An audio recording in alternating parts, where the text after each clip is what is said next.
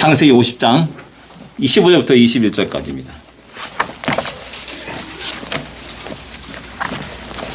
창세기 50장 15절부터 20절까지 말씀입니다. 21절까지 말씀입니다. 교독을 하겠습니다. 15절을 제가 읽겠습니다. 요셉의 형제들이 그들의 아버지가 죽었음을 보고 말하되 요셉이 혹시 우리를 미워하여 우리가 그에게 행한 모든 악을 다 갚지는 아니할까 하고 요셉에게 말을 전하여 이르되 당신의 아버지가 돌아가시기 전에 명령하여 이르시기를 너희는 이같이 요셉에게 이르라 내 형들이 내게 악을 행하였을지라도 이제 바라건대 그들이 허물과 죄를 용서하라 하셨나니 당신 아버지의 하나님의 종들인 우리의 죄를 이제 용서하소서 하며 요셉이 그들이 그에게 하는 말을 들을 때 울었더라. 그의 형들이 또 친히 와서 요셉의 앞에 엎드려 이르되 우리는 당신의 종들이니라. 요셉이 그들에게 이르되 두려워하지 마소서 내가 하나님을 대신하리이까 당신들을 나를 위하여 하였으나 하나님은 그것을 서로 바꾸사 오늘과 같이 많은 백성의 생명을 구원하게 하시겠습니다. 당신들은 두려워하지 마소서 내가 당신들과 당신들의 자녀를 기르리이다 하고 그들을 간곡한 말로 위로하였더라. 아멘. 예, 변화시키는 하나님이란 제목을 가지고 함께 은혜를 나누기를 원합니다. 우리가 너무나 잘 알고 있는 말씀입니다. 야곱을 장사한 이후에 형제들 간에 일어났던 일들을 이렇게 기록하고 있습니다. 이 모습은 아마도 창세기 30장의 장면과는 정반대의 장면이라 할 수가 있습니다. 30장에는 서로 치기하고 질투해서 결국 요셉이 애고로 팔려가는, 노예로 팔려가는 그런 일들이 일어납니다. 근데 여기에서는 이제 그들이 하나가 되는 장면을 우리에게 보여주고 있습니다. 37장과 지금 이 장면은 시간적으로 한 몇 년 정도 흐른 것 같습니까? 10년, 20년, 30년, 40년 어느 거겠습니까? 10년, 20년, 30년, 40년. 10년 아니겠고요. 어느 정도 시간이 흐른 것 같습니까? 제일 긴 거 40년. 예, 약 40년 정도 이렇게 흐르게 된 겁니다. 뭐 이렇게 엄밀히 말하면 30군이라고 하는데 플러스 이렇게 해가지고 오차 범위 내면 한 40년 정도의 시간이 흐르게 된 겁니다. 그 40년 시간 속에서 하나님은 많은 것을 변화시켰다라는 사실입니다. 지금 우리가 생각할 수 있는 것은 뭐냐면은 하나님의 권위를 인정하는 모습을 이렇게 보게 됩니다. 우리는 그 재벌가에 어떤 사람이 죽게 되면은 그 형제들이 그 상속 문제 갖고 소송을 거고 피 터지게 싸우는 그런 장면들을 우리 뉴스를 통해서 쉽게 발견하게 듣게 됩니다. 권위자가 사라졌기 때문에 그렇습니다. 아버지인 절대 권위자 모든 실권을 가지고 모든 재산에 그 다스려 나가는 그 사람의 권위가 싹 사라지니까 없어지니까는 누가 그걸 차지하느냐라고 그냥 난리치면서 싸우게 되는 것이죠. 이 야곱의 형제들 속에서도 이 요셉의 형제 속에서 이런 상황이 벌어진 겁니다. 아버지가 사라졌습니다. 이제는 형제 속에 그 전에는 아버지가 살았을 때는 그래도 아버지 권위로 인해서 요셉이 우리를 함부로 어떻게 하지 못했는데 이제 아버지가 떠나셨으니까는 없어졌으니까 돌아가셨으니까는 이제 아마도 요셉이 우리를 그 과거의 그 감정으로 인해서 우리를 크게 야단치고 죽일 것이다. 뭐 이런 생각을 하게 됩니다. 그래서 사라를 보내서 아버지께서 이렇게 명령하지 않습니까? 용서하라고 명령하지 않습니까? 라고 이렇게 그 아버지의 과거 했던 말들을 전합니다. 아들들은 아버지의 권위를 잘 사용했습니다. 그래서 이 아버지의 권위를, 이 명령을 당신 요셉은 어떻게 어길 것입니까? 어길 수 없습니다. 라는 그런 의미를 담고 있죠. 이 말을 듣고 17절에 요셉은 울었다라고 이렇게 성경은 기록합니다. 요셉이 울었다라는 그 울음의 의미는 무엇이겠습니까? 잊고 있었던 과거 40년 전의 그 사건이 탁 떠오르면서 그 온통한 감정이 폭발하면서 막 통곡하는 그런 의미냐라는 겁니다. 아니면은 진정한 그들의 회개의 모습을 보면서 진정으로 용서하는 그런 울음이냐라는 것입니다. 분명한 것은 요셉은 이 형제들의 모든 죄악들을 용서합니다. 그런데 아버지의 권위, 아버지의 명령에 따라서 용서한 것이 결코 아니었다라는 사실입니다. 하나님의 권위, 하나님의 말씀과 뜻과 계획과 의지에 온전히 자기의 감정을 내려놓았고 자기의 생각을 내려놓았고 자기의 계획을 내려놓고 온전한 순종하고 복종하는 모습을 보여주고 있는 것입니다. 요즘 시대는 권위가 사라진 시대라고 말합니다. 모든 것이 이제 너나 나나 똑같다라고 말합니다. 가정에서는 아버지의 권위가 사라졌고 회사에서는 직장 상사들의 권위가 사라졌고 교회에서는 목사의 권위가 사라진 시대를 우리는 살고 있습니다. 그게 중요한 것은 뭐냐면은 그런 권위를 무시하고 권위를 탈피해서 자유롭게 살고자 하는 그 마음속에 중요한 것은 하나님의 권위를 보지 못하고 하나님의 권위를 인정하지 못하고 마음껏 자기 멋대로 살아가려는 우리 인간들의 그 죄악된 속성들이 오늘 이 시대에 그대로 다 드러나고 있고 보여주고 있다는 사실입니다. 아무리 싸우는 형제라도 아버지가 야 그만해라 라고 한마디 한다면 그 권위 때문에 그 싸움을 멈추고 잠잠한 것이 하는 것이 일반적인 정상적인 가정의 모습입니다. 우크라이나 러시아가 그렇게 전쟁을 합니다. 다 모두가 다 정교회를 믿는 그런 사람들입니다. 하나님이 얘들아 너희 그만 싸워. 왜 이렇게 싸우냐 라고 한마디 탁 던지면은 잠잠해야 될 텐데 그런데 우리 인간은 그 하나님의 권위를 인정하지 않습니다. 그 권위를 벗어나려고 합니다.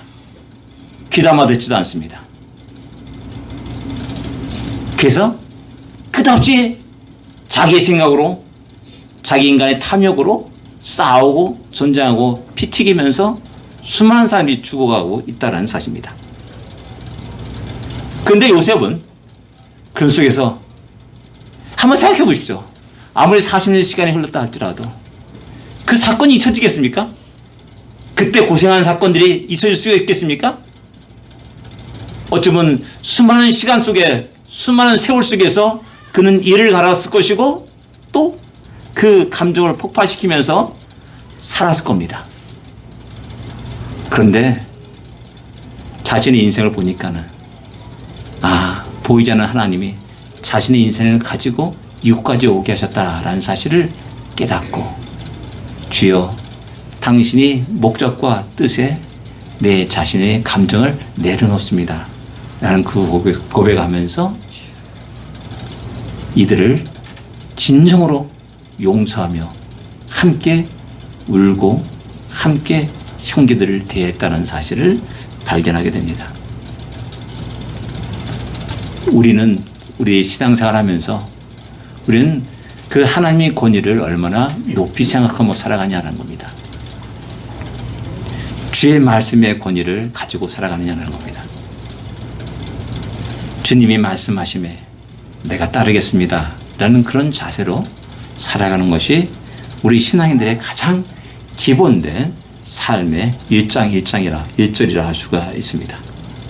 그 권위에 복종하고 그 대신에 우리는 혹 세상의 권위를 더 두려워하면서 세상의 말을 더 두려워하면서 세상의 권력자의 말을 더 두려워하면서 살고 있는 어리석은 비굴한 우리의 모습을 보여주고 있지는 않냐라는 것을 한번 돌이켜 생각할 필요가 있습니다.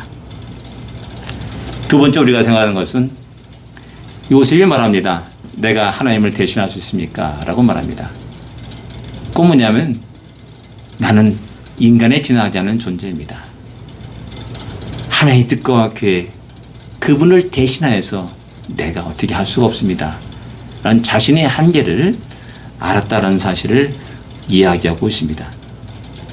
하나님의 뜻과 계획을 어떻게 인간이 바꿀 수 있겠냐라는 겁니다. 하나님의 뜻과 계획을 어떻게 인간이 막을 수 있냐라는 겁니다. 하나님의 뜻과 계획을 막을 수 있는 그 어떤 피조물도 있을 수 없습니다. 거기서 바른 신앙인의 겸손의 모습이 나오게 되는 겁니다. 하나님은 요셉을 통하여서 이스라엘 가족을, 야곱의 가족들을, 또 하나님의 백성들을, 하나님의 약속의 자녀들을 구원하려고 했습니다.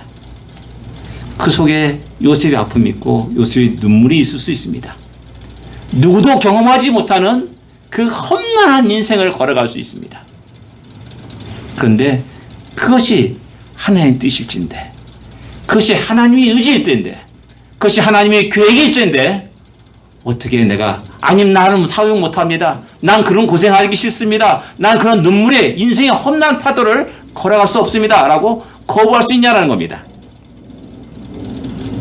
거부할 수 없다는 사실입니다. 그 사실을 이야기하는 겁니다. 내가 어떻게 하나님을 대신할 수 있습니까? 하나님은 당신이 사랑하는 백성을 위해서 그렇게 한 영혼을 사용하고 인생을 사용하시는 겁니다. 그런데 어리석은 인생들은 자기 자신이 하나님인 양, 모든 세상의 권력을 가진 양 그렇게 생각하고 착각하면서 그렇게 오만방자, 교만함 속에 살아갑니다. 사탄은 그런 거짓말을 하면서 수많은 사람들을 속여왔습니다. 주님이 40일간 금식하실 때 사탄이 와가지고 유혹하는 세 가지 건데 하나가 뭡니까? 나에게 절해. 이 천하만국을 다 너에게 줄 거야. 그럴듯한 얘기 같아요. 천하만국이 사탄 것입니까? 근데 사탄은 자기 것인 양 얘기하면서 나에게 절하면 돼. 이거 너 가질 수 있어. 세상 최고의 권력자가 될 수가 있어. 세상의 모든 것을 다 정복할 수 있는 자가 될 수 있어. 라고 이렇게 유혹을 하고 있다는 사실입니다. 어리석은 사람들은 그런 사탄의 유혹에 깜빡 속아 넘어갑니다. 좀 권력을 갖고 있다고 하는 사람들은 야, 너 문제가 뭐야? 내가 다 해결해 줄게. 라면서 함부로 장담하는 모습도 있습니다. 실제로는 자기가 할 수 있는 일 아무것도 없습니다. 자기가 할 수 있는 일 아무것도 없습니다. 아무리 큰 재능을 갖고 있고 아무리 큰 많은 지식을 갖고 있다 할지라도 가만히 인생을 살펴보면 내가 할 수 있는 일이 아무것도 없다는 사실을 발견하게 됩니다. 나는 생각할 수는 있어요. 계획할 수는 있어요. 그러나 그것을 이루시는 이는 하나님의 주권 가운데 있는 겁니다. 그 사실 깜빡깜빡 잊어버리고 신앙인들이 내가 할 수 있다. 야, 걱정하지 마. 이런 식으로 야, 어려움 있으면 나를 찾아와. 찾아가봤자 아무것도 할 게 없는 겁니다. 문제가 해결 안 되는 건데 그렇게 함부로 이야기하고 말하고 장담합니다. 요셉의 고백이 뭡니까? 하나님이 당신들을 구원하셨습니다. 근데 내가 하나님 구원한 당신들을 내가 어떻게 죽일 수 있느냐는 겁니다. 그럴 수 없다는 겁니다. 하나님은 당신들을 구원하실 뿐만 아니라 당신들이 과거에 졌던 모든 악행들, 모든 죄악들의 모든 것을 사하셨는데 내가 어떻게 당신을 심판할 수 있으며 정죄할 수 있냐라는 겁니다. 나는 그런 하나님을 대신할 수 없습니다. 라고 말하는 거고요. 하나님은 당신들을 지극히 사랑하십니다. 너무나 사랑하십니다. 근데 내가 왜 어떻게 당신들을 미워할 수 있습니까? 나는 그렇게 하나님을 대신할 수 없습니다. 라고 말하고 있는 겁니다. 로마서 8장에 이렇게 말합니다. 누가 우리를 대적하리요? 누가 우리를 고발하리요? 누가 우리를 정죄하리요? 누가 그리스도로 사랑해서 우리를 끊으리요? 라고 이렇게 질문을 던집니다. 아무도 없다는 겁니다. 하나님 우리의 죄를 사하셨고 하나님 우리를 사랑으로 붙잡아 주셨고 하나님 우리를 택하여 주셨고 하나님이 우리 편이신데 누가 하나님을 대적할 것이라는 겁니다. 우리가 주 안에서 이런 놀라운 신분이 새로운 신분이 주어졌고 이 놀라운 은혜를 입은 자라는 사실을 우리는 잊어서는 안 됩니다. 근데 우리는 서로가 서로를 비난하고 서로가 서로를 정죄하고 서로가 서로를 판단하고 심판하는 그런 어성을 범하지 않습니까? 교만함을 가지고 많은 사람들에게 상처도 주고 그러지는 않습니까? 신앙생활하면서 이런 하나님의 뜻과 계획과 하나님이 이끌어가신 이 역사의 방향들을 보면서 다시 한번 우리가 겸손해질 필요가 있고 또 하나님의 그 크신 놀라운 역사를 찬양하며 영광을 돌려야 되고 우리가 결코 그 하나님을 대신할 수 없다는 사실을 늘 깨닫고 늘 주님이여 영광을 받으소서 주님 홀로 영광 받으소서라는 그런 고백과 찬양을 할 수 있는 우리가 되어야 됩니다. 그 다음에 세 번째로 생각하는 것은 변화시키는 하나님이심을 갖다가 요셉은 말합니다. 하나님은 당신들의 악을 선으로 바꿔주셨습니다. 변화시켰습니다. 바꾸사 오늘같이 구원을 이루셨다라고 이렇게 이야기합니다. 사주팔자가 있습니다. 사주팔자. 우리 인생이 사주팔자에 8글자입니다. 8글자. 다 정해졌다라고 이렇게 이야기하면서 당신은 뭐 잘 살 팔자예요. 당신은 찌지지 못 살 팔자예요. 당신은 고생할 팔자예요. 이런 식 이야기를 하게 됩니다. 운명론에 빠지게 됩니다. 그러고 보니까 가만히 생각해 보니까 그런 것 같아요. 늘 고난과 피곤함이 어떤 어려움들이 끝없이 생애 바퀴 속에서 계속 반복되고 있다는 사실을 발견하게 됩니다. 그래서 불교는 이 생애 바퀴를 관계를 연을 끊으라 라고 이렇게 말을 합니다. 그래서 속세의 연을 끊고 깊고 깊은 산속으로 들어가서 돌을 닦고 수양을 합니다. 그러나 우리 기독교는 그런 끊는 종교가 아닙니다. 도피 도망하는 종교가 아닙니다. 세상 속에 소금 역할을 하는 종교요 빛의 역할을 감당하는 종교라는 사실입니다. 세상을 변화시키는 종교라는 사실을 늘 기억해야 됩니다. 왜? 주님이 우리를 변화시켰지 않습니까? 주님이 나를 변화시켰어요. 야, 그것만 해도 신기한 겁니다. 제가 종종 얘기하지만 저는 내 평생에 다시는 교회 안 가겠다고 장담하면서 교회를 떠났던 사람 중에 하나였습니다. 제가 교회에 왔습니다.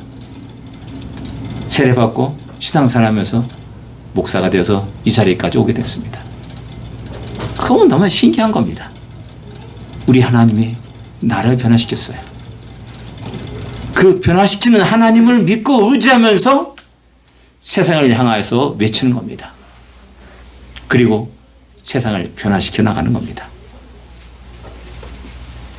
오늘 본문은 형제들의 악을 손으로 바꾸신 하나님을 요셉은 말합니다. 시와 질투와 미움과 탐욕들 여러 악행을 행하였지만은 하나님은 그 악을 사용하시사 요셉을 애굽으로 보내십니다. 그리고 드디어 그곳에서 이스라엘 야곱의 모든 가족들을 구원하는 놀라운 일들을 이루게 하신다라는 사실입니다.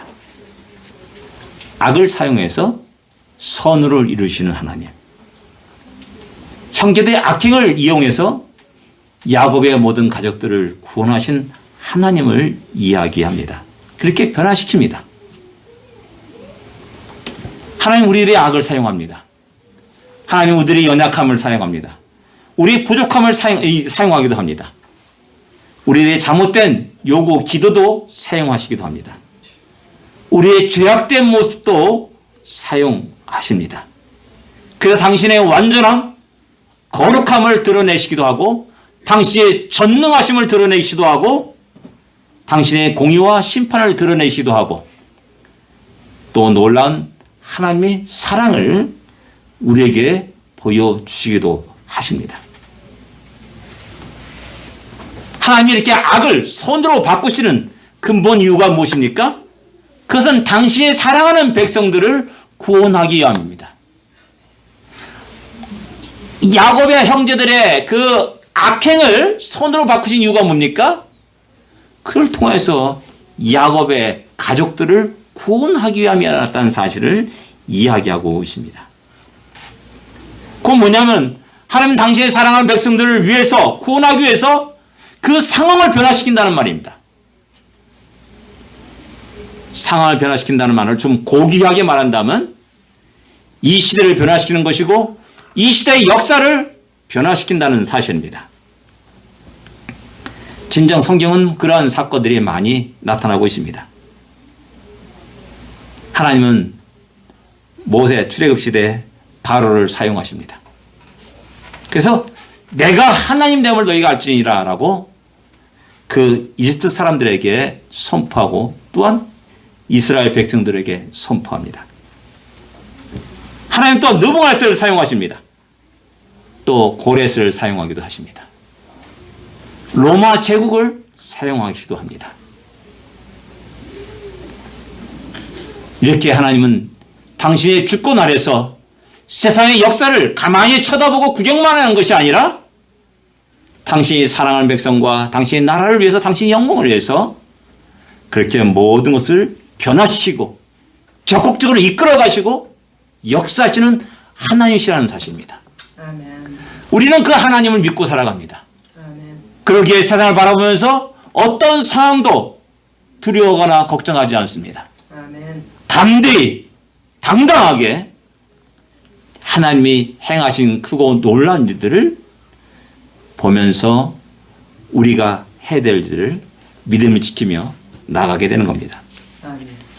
우리 보면 요셉 형제들을 변화시킨 것을 볼 수가 있습니다. 아까 말했듯이 40년 세월이 흘렀습니다. 처음에 미움과 시기와 질투 속에서 요셉 어떻게 해치우자. 야 그래도 형제인데 어떻게 해줄 수 있냐.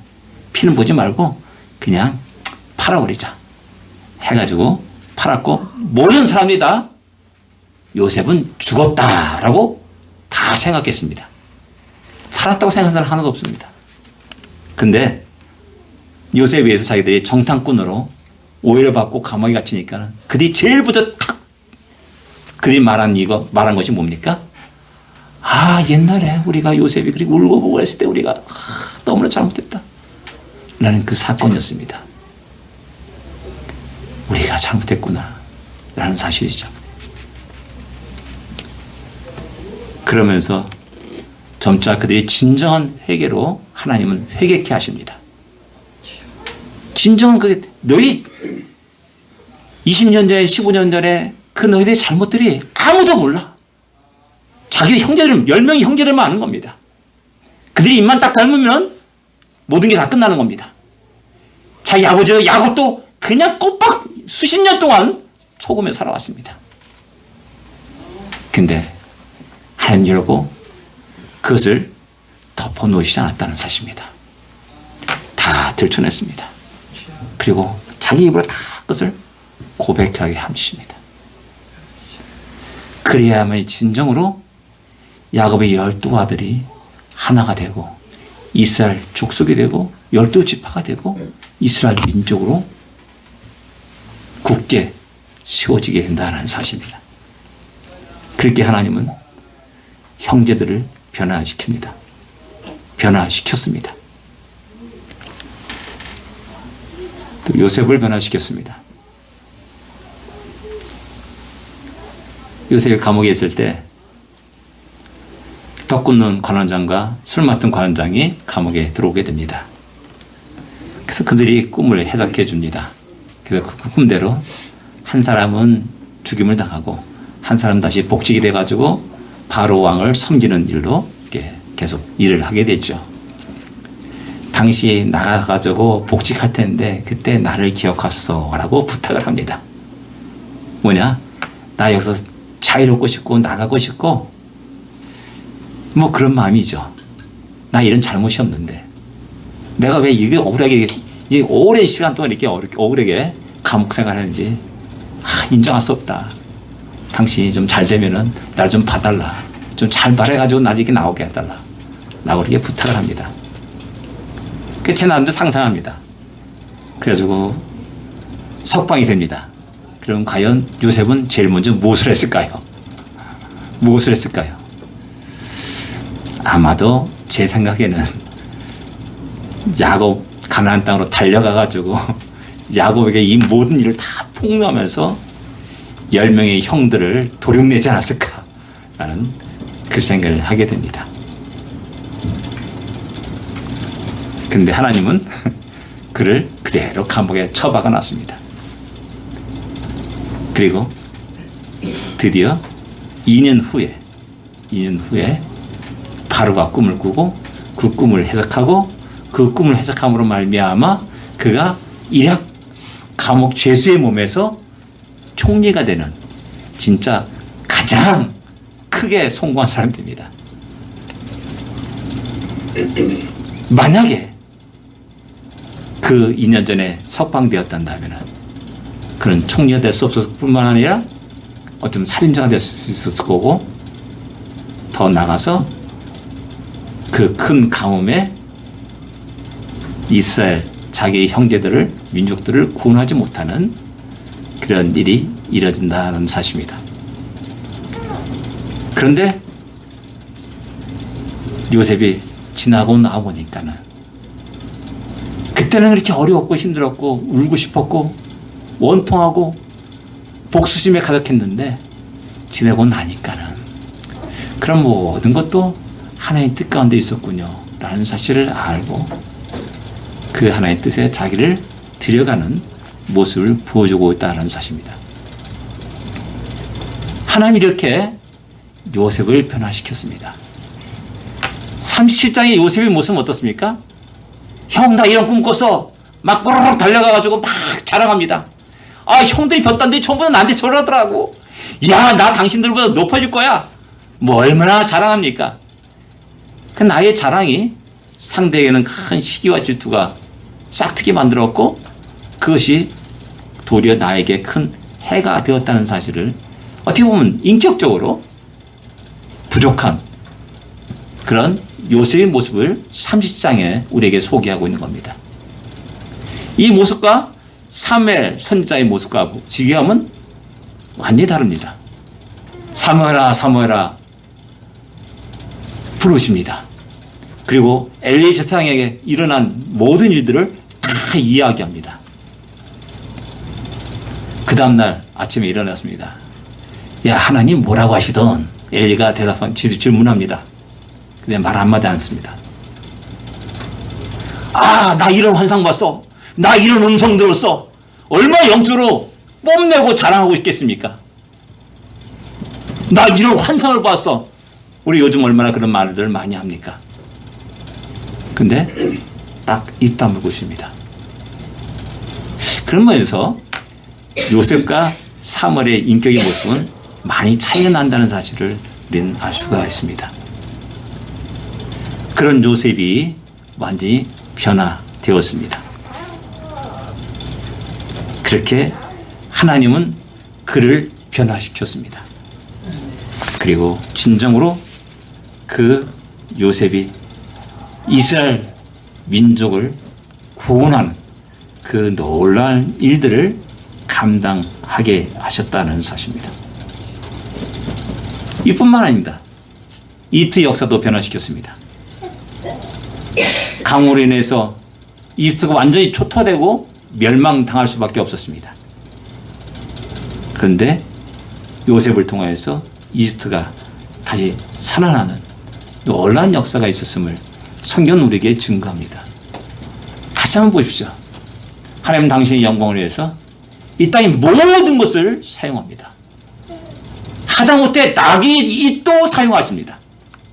하다못해 거짓 선지자라고 하는 그 양반도 사용합니다.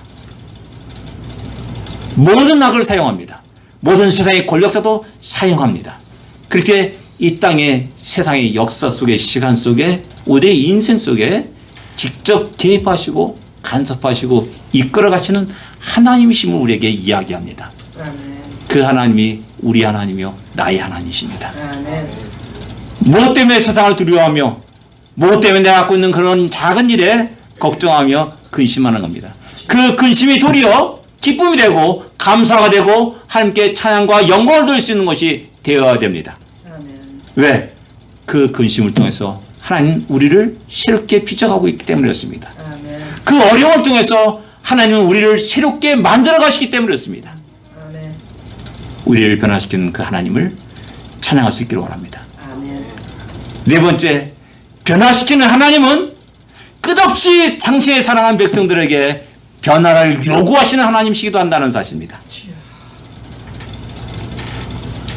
변화를 요구하시는 하나님이십니다. 하나님 당신이 이 땅을 이끌어갈 때 이 상황과 이 역사를 한 인간을 변화시켜 나갑니다. 근데 어리석은 인간은 나는 안 변할 거야. 죽어도 안 변할 거야. 라며 버티고 고집 피우고 끝까지 버텨나갑니다. 그럼 그럴수록 고생하는 거죠. 제가 종종 얘기하는 게 있습니다. 10년만 일찍 내가 예수 믿었으면 하는 그런 후회스러움을 제가 종종 얘기합니다.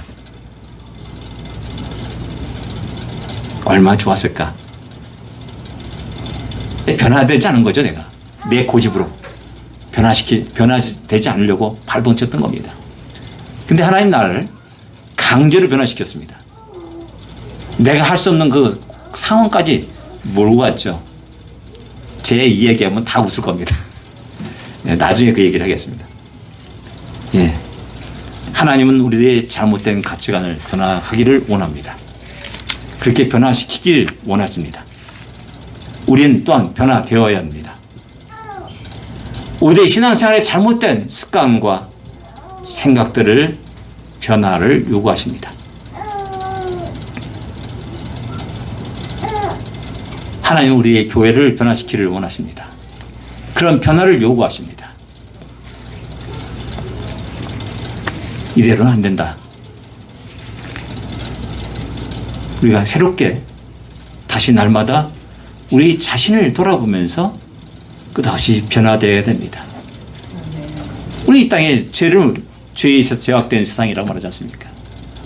살아가면서 때를 안 붙이고 살아갔으니 어디 있습니까? 끝없이 우리 자신을 돌아보면서 때를 씻어내고 먼지를 털어내고 늘 끝없이 거룩을 추구해야 됩니다. 늘 새로운 사람이 되어야 됩니다. 새롭게 태어나야 됩니다.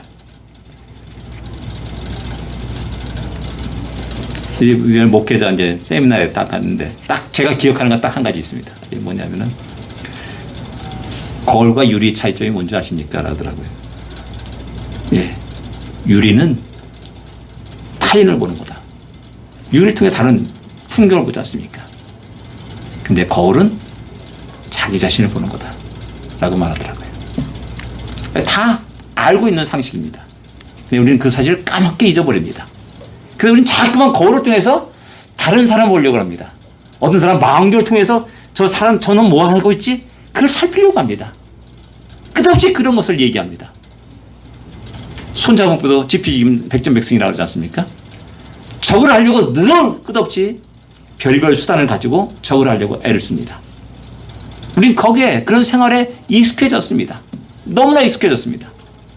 그게 결국 자기 자신을 못 보는 겁니다. 내 자신이 똥 묻었으면 못 보고 다른 사람이 겨 묻었다는 걸 자꾸 얘기하면 야, 너 여기 거기 겨 묻었어. 여기 좀 점이 있네? 그러면 야, 너 똥 묻었어. 그러면 기분 나빠하고 화를 내죠. 이것이 우리들의 인생이 뭐인가 생각됩니다. 그럴 때 그런 사람이 필요한 게 뭡니까? 거울입니다. 야, 거울 봐봐. 거울 보면서 네 말이 맞네?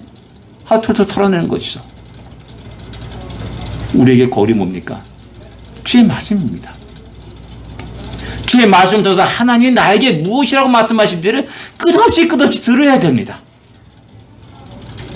주의 말씀을 통해서 내가 얼마나 큰 죄인인지를 알아야 됩니다.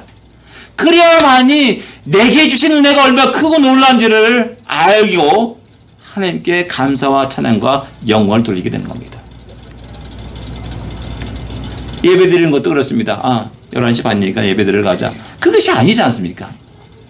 하나님 우리에게 그 놀라운 은혜를 입었기에 우리 하나님 만나러 가고 하나님께 찬양 드리러 가고 하나님께 감사드리러 가고 그렇게 한다면 얼마나 즐거운 예배가 되고 이 시간이 되고 복된 시간이 되겠습니까? 하나님 그렇게 우리를 끝없이 새롭게 변화하기를 요구하는 겁니다. 그런 하나님의 요구에 바르게 응답하시는 우리가 되어야 됩니다. 날마다 우리 자신들을 변화시켜 가는, 기억해 가는, 새롭게 되는 우리가 되기를 원합니다. 기도하겠습니다.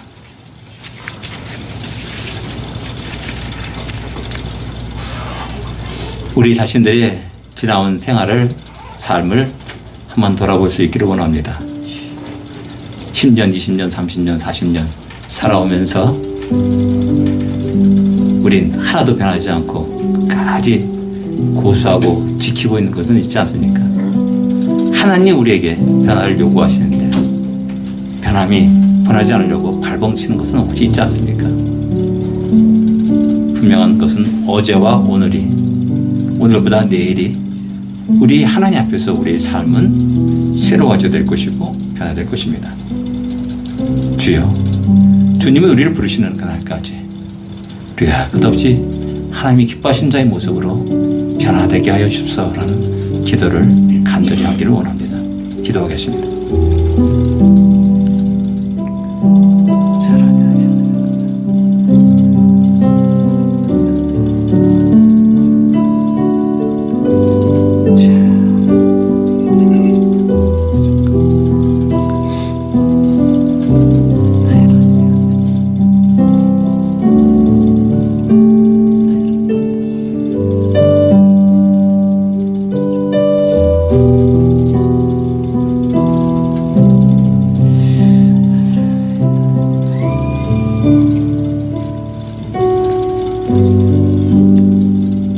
하나님 아버지 감사합니다. 다시 우리를 새롭게 하여 주시옵소서. 우리를 새롭게 빚어가 주시옵소서. 하나님이 기뻐하시는 형상으로 새로워지게 하여 주시고 주님의 형상을 닮아가는 우리가 되게 하여 주시옵소서.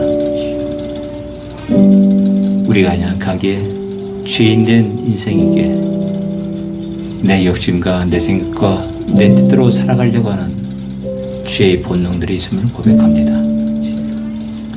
이러한 모든 것들 날마다 주의 말씀의 거울에 비춰보며 우리 자신들을 새롭게 변화시키고 하나님 뜻에 합당한 자의 모습으로 살아가는 또 하나님께 드려가는 오늘의 시간과 인생이 되게 하여 주옵소서. 그럴 때 하나님이여 늘 우리의 삶을 주관하여 주시고 우리의 삶을 통하여서 놀라운 구원의 역사가 있게 하여 주시며 하나님께 영광이 되게 하여 주시옵소서. 예수님으로 간절히 기도됩니다. 아멘.